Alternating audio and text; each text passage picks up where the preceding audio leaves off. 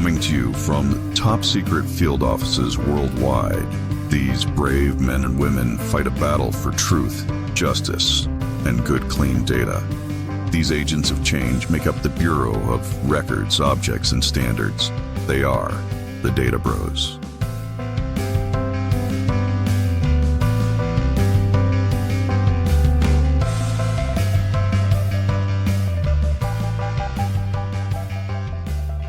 Hey everyone, this is Data Bros, a comic industry podcast talking about comics, comic data, comic book retail, and running a modern comic shop. I'm your host, Brian, and with me, as always, are Django and Jeff. Fellas, how's it going? I'm not Jeff. Hey, buddies. I'm Jeff. I'm not Django. I like that. It's a logic puzzle to start the data podcast. So Jeff, one of your many podcasts you have is is called Ted Lasso Bros. It's about Ted Lasso. You know what? You should convert that now into the Bear podcast. Oh, it'd be so good. That's Ted Lasso Bears. Yeah, you just listen to our individual panic attacks while we watch different episodes. This podcast exists a little bit more as one of those, you know, when you're playing pool and there's like those plastic things that are like fixed into the table, you have to shoot around and stuff. This podcast and the Perfectly Acceptable podcast are like those in my life, and the existence of those does decrease the number of like fluid just other random shots podcasts I can do.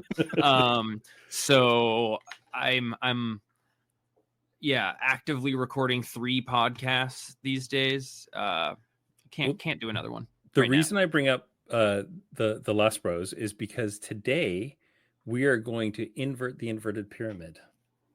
Yeah. Right? So we're going to do everything in reverse order. You guys are really used to Data Bro-Ification first, and then Industry Yammer, and then Shop Top. Today we're flipping everything on the head, just flipping it. So we're going to start with Shop Talk. I love it.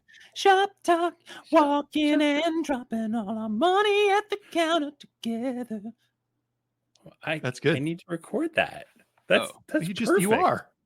Yeah. Oh yeah, I did. I recorded it, guys. So let's talk about something you guys have discussed in the past. I can't remember if we've talked about it here or offline because time is a circle and I never remember anything. You've talked to me about something called the back issue time machine. What is the back issue time machine?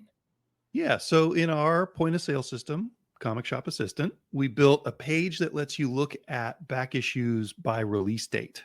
So you can bring up, what we did is we brought up a list of all the back issues, all the old comics that were released in January of 1991. So fun. And then we were able to go through our inventory and gather all the issues that were released in January 1991 and put them on a spinner rack that we bought specifically for this purpose. So the idea being like kind of a nostalgia throwback. That's kind of been a focus of ours in the last month or two, trying to figure out what our 2024 marketing is going to be. We have a handful of things that are sort of nostalgia based. And so this is one. Kind of kicked off by one of our employees pointing out that we needed to be ordering more facsimile editions. And I was like, well, we order enough for the people that want them. And for like really clear popular ones, like first appearances, whatever, I'll order a couple. And then, you know, obviously so much of my life ordering comics is based on graphic novels and the new comics that have come out each week. I just would sort of stop thinking about those, but we were selling out of all of them. So at the behest of one of my employees, we started ordering between 8 and 10 copies of any facsimile shelf for the shelf, facsimile copies for the shelf. And we put them on a spinner, and we're giving them kind of an extra space between each one so you could see the full cover. But I was hearing tons of positive feedback from people about it, just like talking about it. And then after I wanted to like investigate the sales, we were selling like 2 or 3 times as many facsimile editions with that spinner as we were. And it has that really kind of fun nostalgic thing of people come in and just kind of spin it to see, oh, like here's a new one. I remember buying that or whatever.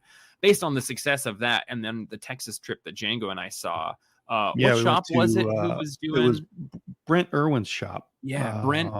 Is it Madness? Is that right? No, Collected Comics and Games. Yeah, maybe Was my that- favorite shop we went to on that tour. Was yeah. that the one with the big, huge file cabinets that were all like vinyl decorated? Yeah. That was so beautiful. Same one. They've got That such store a is nice way of gorgeous. doing their store. Yeah. His Yeah, I'm gonna signage have to is go to- incredible, and the way that he repurposes old product and posters and art to make the store look better is really incredible. But he did a very similar thing. So when we came away from that, Django had been pretty excited about it. And with many, many things in our store, we really empower our employees to kind of find projects or small things that can be their baby to upkeep and do. This back issue time machine has very much been Django's baby for the last 3 or so weeks since we started it. Yeah, so it's basically just come grab some of these old 90s Batman comics at cover price. We're charging cover price for them. They're not particularly valuable comics. We do put a few more expensive copies in there, but if it's not in a bag and a board, it's cover price. So you can grab, some, let's see, 1991, that's like prime, like Brayfogle, just after Brayfogle was doing Detective Comics. It's got some X-Men's that you would recognize. Like it's super fun to throw that stuff on the shelf and see people who are exactly my age come in and have exactly the same feeling I do when I go through a collection that has those things. Yeah. So it's been super fun. It's been very fun, but as with many projects like this, the upkeep can be a thing. So Django, how is it being upkept? So our have we passed that on to our employees? Are they upkeeping it? Is it being changed out weekly? Is it a monthly? Yeah, so I've thing? passed it on to Eli, who manages our back issue stuff. He's going to grab a year's worth of stuff at a time and then sort it by month. So every month we'll clear them out and refill it with February 1991, March awesome. 1991. And yeah, point of that is that I think we can all relate to, like, it's one thing to have a good idea and do something, execution, and then the ability to line it up to exist beyond that. And Django, I think, excels at doing that, to the point where I'll sometimes be like, why can't we do this thing that we need to do? He's like, well, we would need a system to upkeep it beforehand. I'm like, no, we could just solve this problem once right now. But then you're not creating an infrastructure for it to keep going, right? So Django, built that CSA infrastructure to be able to track those things down and then passing on to have it be upkept. I'm glad to even hear all that because we actually haven't talked about it. So I've walked past it the last 4 days and been like, are those okay? I hope. All right. I'm sure it's happening. Django's not here. Yeah. So full disclosure, it has not made us money. It's lost us money I don't think so far. Yeah, but I don't expect it to make us money. It's more of highlighting these are the back issues. You're here for old comics. We have a ton of old comics. Is a cool thing that our store's doing. And those spinner racks are fantastic because it's a foot by a foot. Yeah, I was just gonna say it's 2 square feet of floor space that you've lost. Yeah. So, that's a little bit of time and the cost of the spinner. But I don't think that it's likely that we'll recoup the cost of the spinner in the first year directly from sales, but I think that it's going to increase our sales in that category. Yeah, and I just don't think you can put a price on the fact, like owning a comic shop.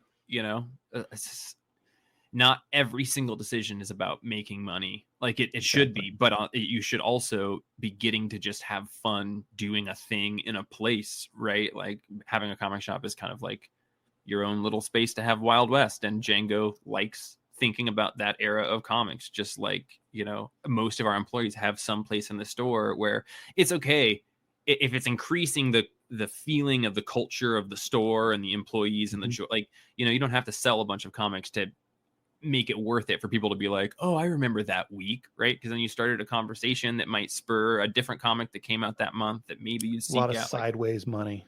Yeah. You guys keep on saying something that I think is really interesting that we're going to put a pin in and come back to in the future. But you've mentioned a couple times just now about empowering employees to make decisions and to own a piece of the shop. And I think that's a really, really important thing, small business owners, especially, and I'm super guilty of this, become really, possessive and want to dictate everything. But Yeah. some of your biggest successes are going to happen when you empower your employees to do stuff. Let's table that for another day, but I think that's a really, really important thing for us to come back to in the future and talk about how that can transform things. Maybe even next week. Who knows? We'll see. I think we're going to be busy next week because we're in Pittsburgh and we got a lot of folks to talk to. Right. But right now, let's have a little bit of industry yammer. Yam. It's not yams, is it? I don't want to See, this is why Jeff is the music guy and I'm just the obnoxious one. But I kind of like the yam. It was good. It was good.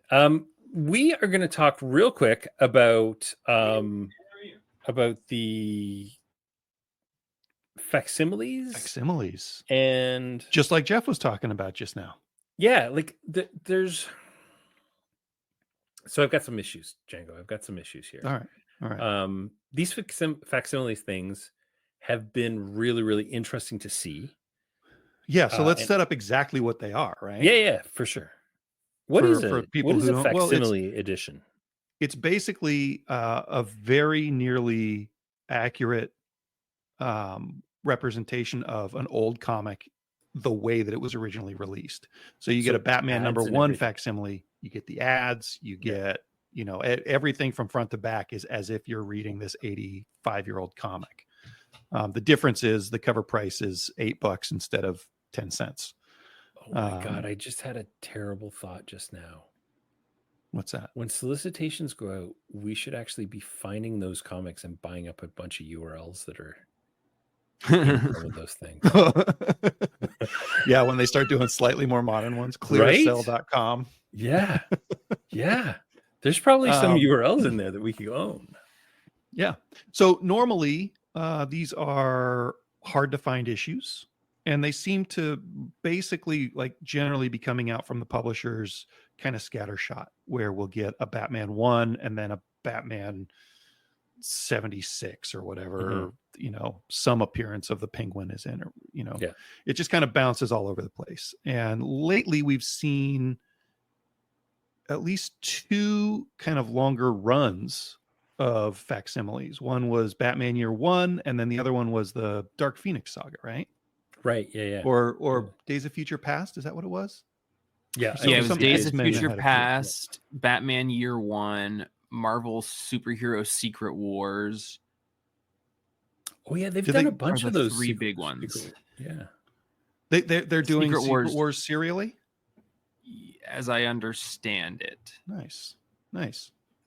I could be mistaken though, but yeah, there's definitely a lot coming down the pipe. But yeah, previously, Days of Future Past. I don't necessarily remember if the Phoenix whole saga was in there, but please continue. So from a data perspective, Brian and I have had some challenges. Yeah, so one of those key challenges is that there is no series code for a lot of these facsimiles. Now, Marvel's facsimile editions are getting series codes, but where we are running into a problem is that actually it's not a problem with Marvel's. Marvel's actually doing their UPC codes, right? And Marvel, we have GeekFetch series codes for Secret Wars. But when I look up Batman Year One, each one of them had a final 5 UPC code. By the way, Django, someday we're going to do our full episode just on breaking down a UPC code. It's going to be so good. I can't wait. People are going to love it. They're going to be so interested. So the final 5 digits in a UPC code represent the issue number, the cover, and the printing. And it goes issue, cover, printing. With the Batman Year Ones, every one of them was 00111. So they were all a first issue. All number ones, and all technically separate series according to their correct. Yeah, right? the barcode, they burned through like 4 individual barcodes on these things. And I wish in a perfect world, Batman facsimiles would all have the first 13 digits exactly the same, so that we could actually subscribe somebody to a Batman facsimile series. Please. Be super cool. And we would have people subscribing to that stuff so quickly. And in fact, when we're in Pittsburgh next week, we are going to sit down with our DC friends and we're going to say, hey, you need to do this. Make this happen for us. We will make you more money. Yeah, and I a little birdie told me that they've got some big plans for some longer running facsimiles in 2024. I think. I don't think they've announced and then that, but George Perez Wonder Woman. Oh, that's interesting. yeah, And they see, did a couple of they've those already now, done yeah. the first couple issues of that, right? I know they've done the first, and then they did the War of the Gods, which, by the way, that was such a terrible series. The fact that they're facsimiling something that I'm 93% sure you can find in the quarter bins. They're stumbling into this good idea, right? Yeah, like, you know, like I don't think they knew how viable it would be a year and a half ago. So it's taken them putting ones out to kind of guide the decision, I would think. For sure. With Batman 427, The Death of Jason Todd, where they kind of redid it. How did that do for you guys? Because that's the first facsimile that we've had that's actually a new issue, right?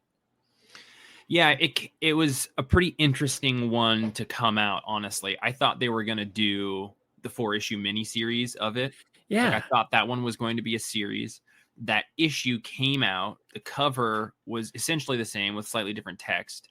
It had the 1-page reprint that has been circulating for many years, like the 1 page of Batman holding Jason. He's alive. And then it had 1 or 2 pages kind of after that in the hospital. So those 1 or 2 pages were new, as far as I know. Either way, sold out real quick. By the way, spoilers, that's the death of Jason Todd. I'm sorry if anybody has been in a coma for the last 32 years and didn't know he dies in that episode. So yeah, that was interesting. I think that Lunar and DC could have done more to indicate to us how it was going to be different. At that point, I wasn't sure if it was going to be just this 1 page that, as far as I know, was only in the DC Archives hardcover reprint. It was like $50, $60. Or if there was even more stuff. The fact that it was even more made it more sought out. I think they went to additional printings of it, but we definitely sold out. People asked about it. People came in and it came up in conversations with people who didn't know about it, and they immediately wanted to buy it. So yeah, really, that was an interesting one. And do you find that, because they've done a lot of these foil covers on these, and Marvel kicked off the whole foil cover with their debacle, where they were making them net priced but not indicating they were net priced, and making retailers bad guys because they were paying $6 for something that they now had to charge $9 for, that had a cover price of $5. Thanks. $9 is generous. It's so generous. Thanks for helping us. Do you find that the foil covers sell better? Spoiler alert, in my house, every single facsimile edition that I've bought this year has been a foil cover version. Interesting. We sell 1 copy of all of them to somebody who pre-orders them. Really? We don't stock a ton of them on the shelf because the week that these foil things started coming out, Django was like, hey, these are not a good price for us. And we should just order sub count. So we've been at sub count on those for the most part. It would be interesting to buy, like, Django. Well, yeah. So of Multiple Minds, I don't think the foil facsimiles would look as good or nostalgic in that spinner rack. I think that's true. A part of it is it looking and feeling like those comics, because people always look at it and like, no, this can't. Oh, okay, it's a reprint. You know, like that. Yeah, that thing. No, there's a foil version of Batman 527 or 427. Yeah, so I can't speak to that. It would be interesting. I'll experiment with that and see. You know, we'd make an extra couple bucks off of it, but we accidentally listed them at the bad price originally, like the not increased price. So we didn't make any money on them. Yeah. And just to be clear, it's just the Marvel ones that have the weird pricing. The DC ones, I think, are regular discounts. Yeah. So if we wanted to play with foils, DC would probably be the place to start. Yeah. So crazy question here. How do you think a facsimile of Savage Dragon would do, or Spawn, 1 through 24? Like, is there an opportunity for other publishers to get into this whole facsimile game? I mean, think Image Image. kind Yeah, of they do. does They it. do Image the first. It's not first totally switch, a facsimile, but Yeah, they're kind of. Yeah, I think that you have to be looking at like the right time frame, right? So Image, what is one? Like Spawn, I think there's an argument for Spawn being able to do it. I think Savage Dragon doesn't have the same fan base, so that I would be skeptical on that. In modern days, I think the best chance they would have would be Saga, but also that like Image has shifted its brand focus in the last like 12 years to more of a trade paperback working model with their like $10 trade paperbacks and planning for the paperback and getting those out quickly in a timely fashion. So I even think people interact with those series in a slightly different way. Like it's not that same nostalgia type thing. I think Spawn would be the exception. I think Jim Lee's X-Men would be a really good one. But like, yeah, I think after the 90s, the only one that I could think of, and Django and I talked about this, would be Ultimate Spider-Man from the 2000s. Yeah. I'll tell you what, yeah. I bet you my son would subscribe to Invincible if you started that up at number 1. Mhm. And he doesn't like reading the omnibuses because they're so darn heavy. But well, I they guess just Walking kind of Dead did has it. been doing Walking it. Dead, yeah. yeah. They're colored. Yeah. So yeah, I guess that kind of leads into the whole would an X-Men classic work in today's climate? And from what you're saying, Django, it almost sounds like maybe there's some plans in the works for somebody, possibly ? It was DC that I was talking to, and it's nothing like X-Men. It's a limited series that they were bouncing around, but X-Men. I could see X-Men doing it.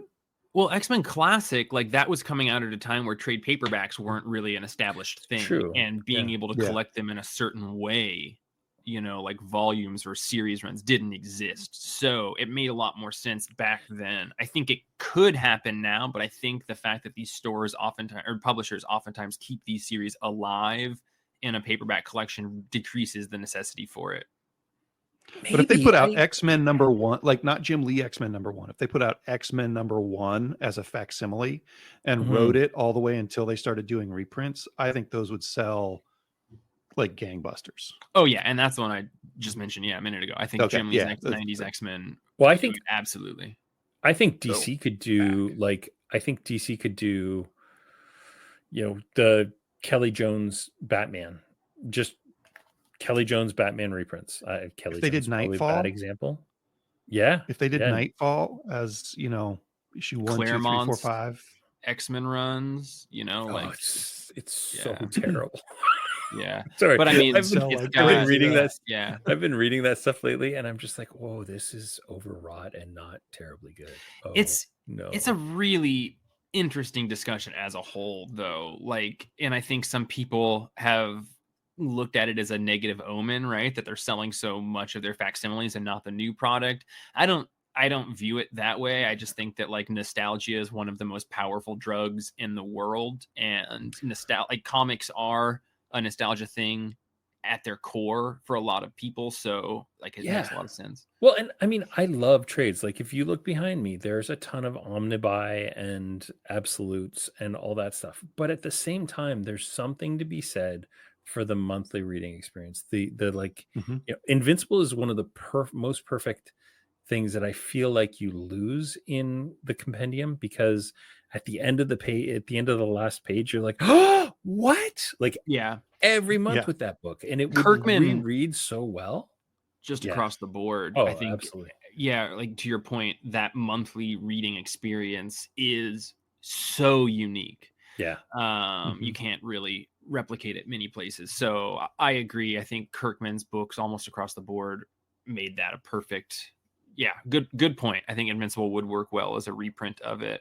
But like the Walking Dead reprints, you know, that was one of the hugest series for years. Yeah. And now we sell like a locked in 5 copies of these reprints. Like people don't really care.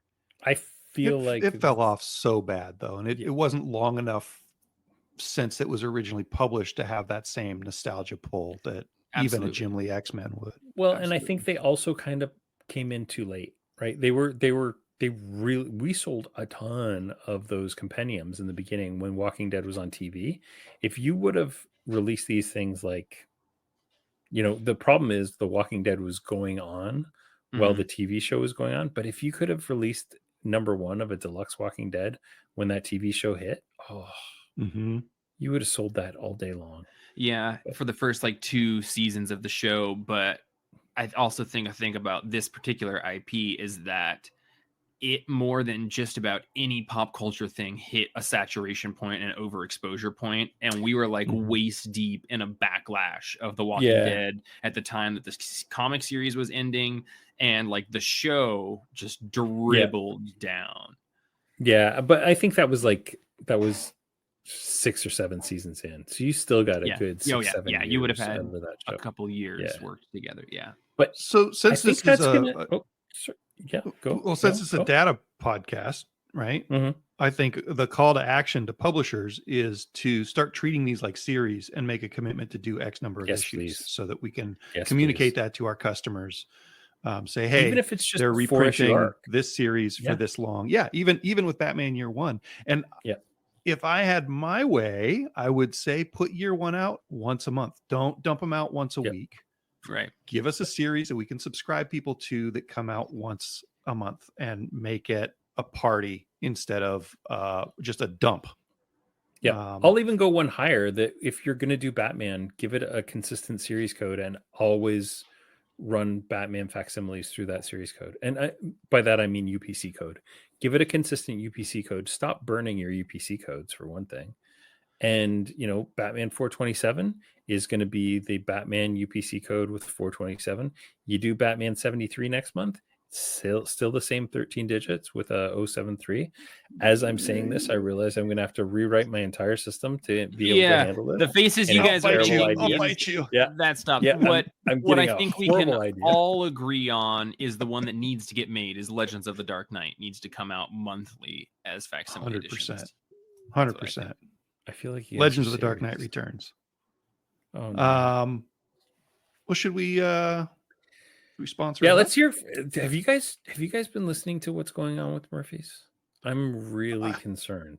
I'm glad that their marriage is still held up, though. It seemed like that was the thing that I thought was going to crumble under the weight of all those Apple cores. I hope that because this podcast is very expensive to produce and requires a big time commitment from all of us. And if we weren't getting those 6-figure salaries every year from our Murphy's sponsorship, I don't think we could afford to do it. So you guys are on salary? It's fine. I'm just glad that Brian Bob has your email address and doesn't even know that I exist. Some of the emails. Do you get emails from Bob, Jeff? Hopefully not. I don't hear from Bob. I hear from Alan. You guys didn't hear you didn't get the one that said "run this immediately!" ! Exclamation point! All right, let's hear from Bob, and we'll be right back after this important announcement. It's Bob here. Play my dang music. Now listen, you know me, you know Murphy's. We don't do no coupons. We won't be honoring no discounts on no fancy pants website that Carrie's been building. We ain't advertising on no podcasts, and any advertisements you hear about Murphy's Apple Juice are not condoned by me, Bob Murphy, president of Murphy's Apple Juice. Bob out.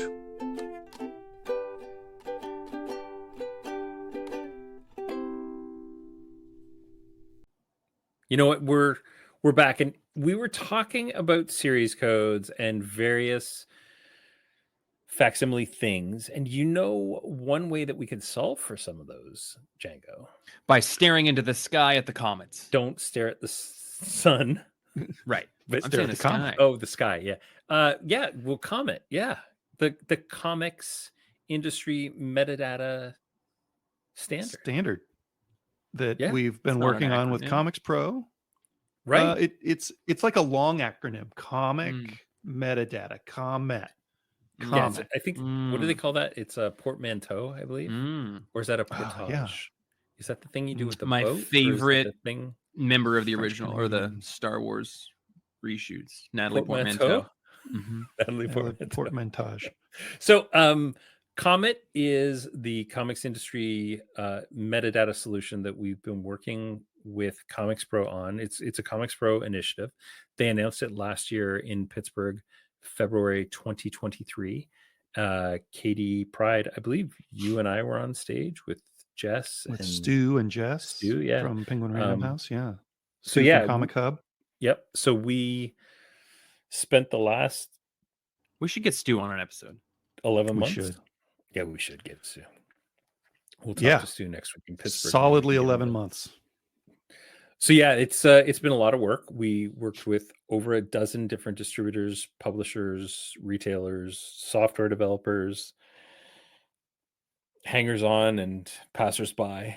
I don't know if either one of those last two things are true. Some days it felt like, who are all you people again?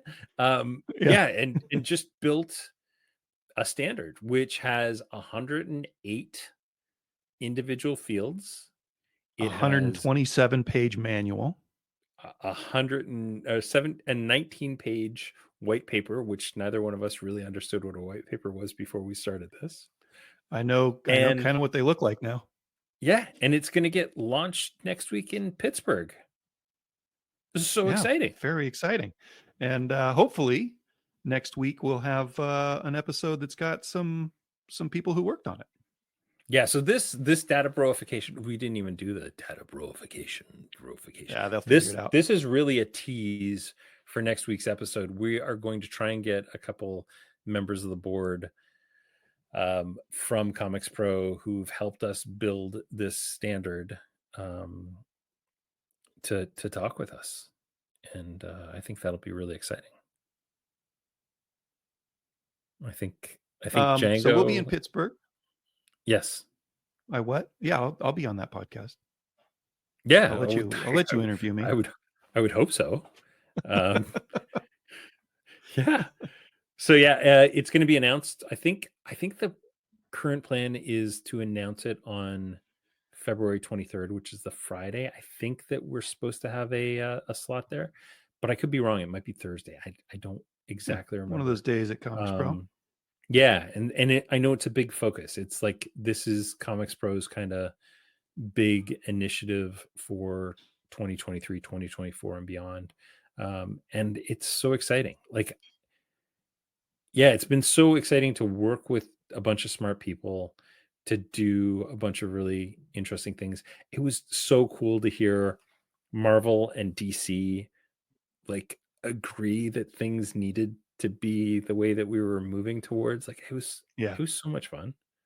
Yeah, it'll be fun to talk about it with our fellow Comet members next week, hopefully. Yeah, but in the meantime and in between times, we are going to keep this one.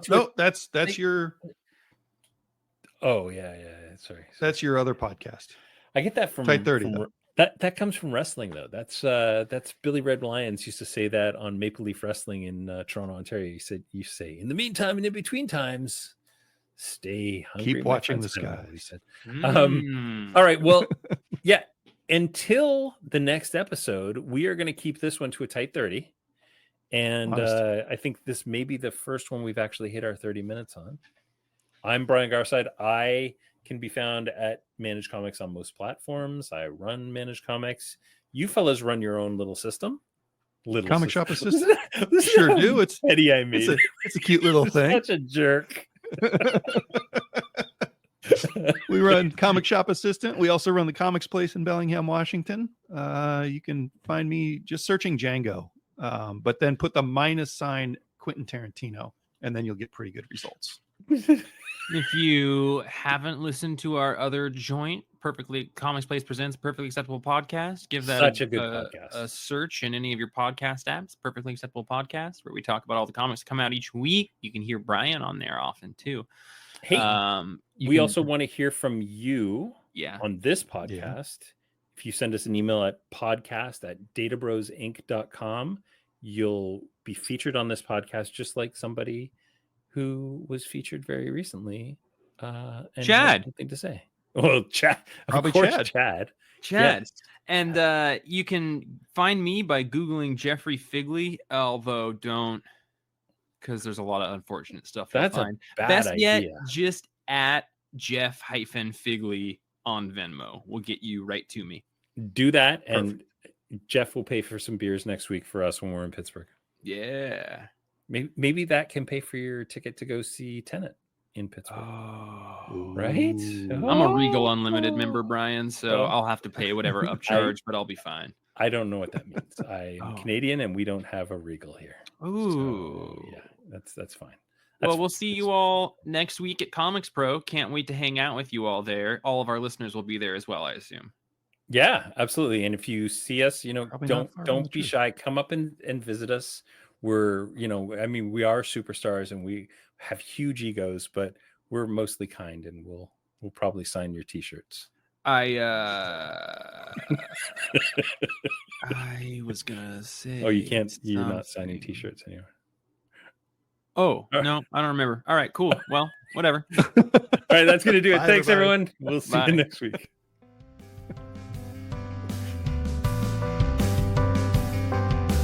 The Data Bros is a joint project from the teams behind Comic Shop Assistant and Manage Comics. Data Bros are Django Boren, Jeff Figley, and Brian Garside. Brian Garside produces and edits the episode. And you'll find more about the Data Bros online at databrosinc.com. Subscribe, like, and review the Data Bros on Apple Podcasts, Spotify, and wherever you get your podcasts.